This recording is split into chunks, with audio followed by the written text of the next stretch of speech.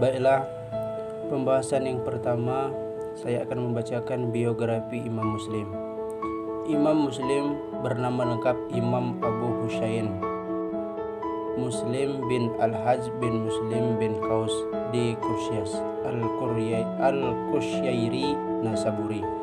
Imam Muslim dilahirkan di Nasisabur tahun 202 Hijriah atau 817 Masehi. Akhir hayat Imam Muslim setelah mengarungi kehidupan yang penuh berkah, Imam Muslim wafat di kampung Nas Ahad daerah Naisabur pada hari Senin 25 Rajab 261 Hijriah dalam usia 55 tahun. Selama hidupnya Imam Muslim menulis beberapa yang sangat bermanfaat. Para guru Imam Muslim mempunyai guru yang sangat banyak sekali. Di antaranya adalah Utsman bin Abi Syaibah, Abu Bakar bin Syaibah, Syaibah bin Faruq, Abu Kamil Al-Juri, Zuhair bin Harab, Amr bin Naqid, Muhammad bin Musanna, Muhammad bin Basr, Harun bin Syaid Al-Aili, Kutaibah bin Sya'ad, dan lain sebagainya.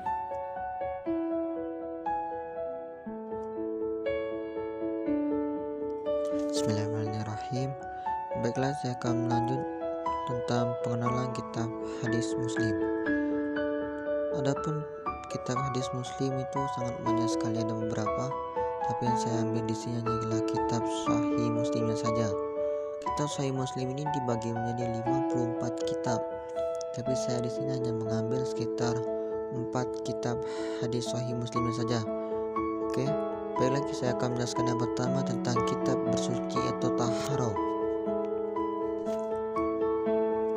Kitab bersuci ketika sholat tercantum dalam hadis riwayat Bukhari radhiyallahu dari Rasulullah SAW. Beliau bersabda, sholat salah seorang di antara kalian tidak akan diterima apabila ia berhadas hingga ia berwudu. Sahih Muslim nomor 330. Yang kedua, saya akan menjelaskan tentang kitab haid. Kitab haid terjelaskan dalam hadis riwayat Aisyah. Ia berkata, apabila salah seorang di antara kami sedang haid, Rasulullah SAW memerintahkan untuk memakai izar, yaitu kain bawahan menutupi bagian tubuh dari pusar ke bawah. Kemudian beliau mengawalinya tanpa senggama. Hadis riwayat Sahih Muslim nomor 440. Selanjutnya saya di sini akan menjelaskan tentang kitab sholat. Dalam permulaan sholat pasti utama adanya azan. Dan tercantum dalam hadis riwayat Abdullah bin Umar radhiyallahu anhu, ia berkata, dahulu orang-orang Islam ketika tiba di Madinah, mereka berkumpul lalu memperkirakan waktu sholat. Tidak ada seorang pun yang menyuruh untuk sholat. Pada suatu hari mereka membicarakan hal itu. Sebagian mereka berkata, gunakanlah lonceng seperti loncengnya orang Kristen. Sebagian lagi dari mereka juga berkata, gunakanlah trompet seperti trompetnya orang Yahudi. Kemudian Umar berkata, mengapa kalian tidak menyuruh seseorang agar berseru untuk sholat? Rasulullah SAW bersabda dalam hai Bilal, bangunlah dan serulah untuk sholat.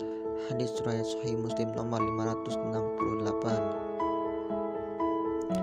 Yang terakhir di sini saya akan menjelaskan tentang kitab masjid dan lokasi sholat.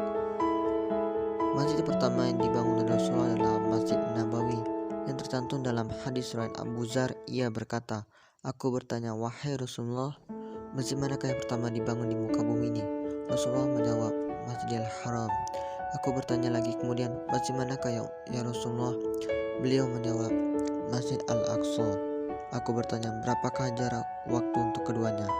Beliau menjawab, 40 tahun lamanya. Di mana saja datang waktu sholat, maka sholatlah, karena di situ juga masjid. Hadis riwayat Sahih Muslim nomor 808. Itulah penjelasan dari saya tentang pengenalan kitab hadis Sahih Muslim.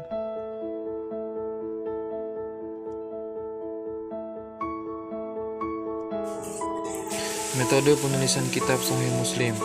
Yang pertama, sebagaimana Imam Bukhari, Imam Muslim dalam penyusunan hadis tidak bermaksud untuk menginventarisir semua hadis sahih yang beliau ketahui. Hal itu beliau lakukan semata untuk mendapatkan ringkasan hadis-hadis Nabi dalam satu karya kitab hadis. Yang kedua, Imam Muslim di dalam penulisan sahihnya tidak membuat judul setiap bab secara terperinci. Adapun judul-judul kitab dan bab yang kita dapati pada sebagian naskah Sahih Muslim yang sudah dicetak sebenarnya dibuat oleh para pengulas yang datang kemudian. Di antara pengulas yang paling baik adalah Imam Nawawi.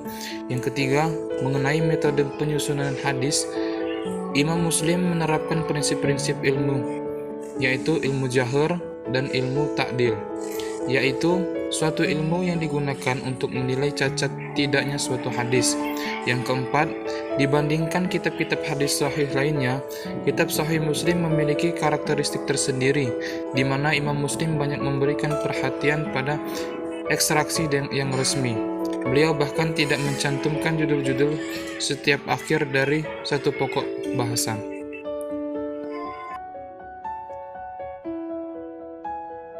Materi selanjutnya yakni penilaian dan kritik para ulama terhadap kitab Sahih Muslim. Menurut para ulama hadis, koleksi hadis Sahih Muslim memiliki banyak kelebihan. Di antaranya yang pertama yakni memiliki susun isinya yang sangat tertib dan sistematis. Yang kedua yaitu pemilihan redaksi atau matan hadisnya sangat teliti. Yang ketiga, akumulasi sanadnya sangat cermat, tidak tertukar-tukar, tidak lebih dan tidak kurang. Yang keempat yakni penempatan atau pengelompokan hadis-hadis ke dalam tema atau tempat tertentu sangat jelas, sehingga sedikit sekali terjadi pengulangan saat penyebutan hadis. Seiring perkembangnya Sahih Muslim yang dianggap sudah melewati berbagai koleksi hadis sahih, ternyata juga tidak terbebas dengan dari kritik atau mutakabat. Meskipun jumlah dan presentasinya sangat kecil, kritik-kritik tersebut pada umumnya berkaitan dengan matan atau teks hadis. Di antara kritik dari segi matannya, semisal hadis yang dianggap maklub, yakni hadis yang berbeda dengan hadis lain dikarenakan adanya pemindahan atau tukar-menukar yang terjadi pada redaksi atau kata-katanya. Dalam hal ini, Imam Muslim meriwayatkan hadis dari Abu Hurairah yang artinya, dan seseorang yang mensedekahkan sesuatu dengan cara bersembunyi-sembunyi sehingga seolah-olah tangan kanannya tidak mengetahui apapun yang diinfakkan oleh tangan kirinya. Dalam matan atau teks hadis di atas terdapat permutarbalikan jika dibandingkan dengan hadis serupa yang terdapat dalam kitab Sahih Bukhari yang berbunyi yang artinya, menurut logika dan budaya, teks hadis yang disebutkan belakangan lebih tepat karena biasanya terjamin kanan digunakan untuk kebaikan, perbuatan baik, amal soleh, seperti halnya berkaitan dengan infak atau pula kritik yang berkaitan dengan sanad atau duhrati menyatakan bahwa dalam kitab Sahih Muslim terdapat 132 buah hadis yang musanad dhaif, namun tidak sampai maudhu dan munkar. 30 dalam kesempatan yang lain, ada yang mengkritik bahwa dalam kitab Sahih Muslim terdapat hadis yang menilai mauti, terputus, atau yaitu dalam bab tayamum, salat dan rajam. Selain itu, Imam Muslim pernah dikritik dalam nilai bahwa dalam kitab Sahih Muslim terdapat periwayatan yang harib dan mubram, tidak jelas dan tidak tegas dalam penyebutan dan identitas periwayatannya.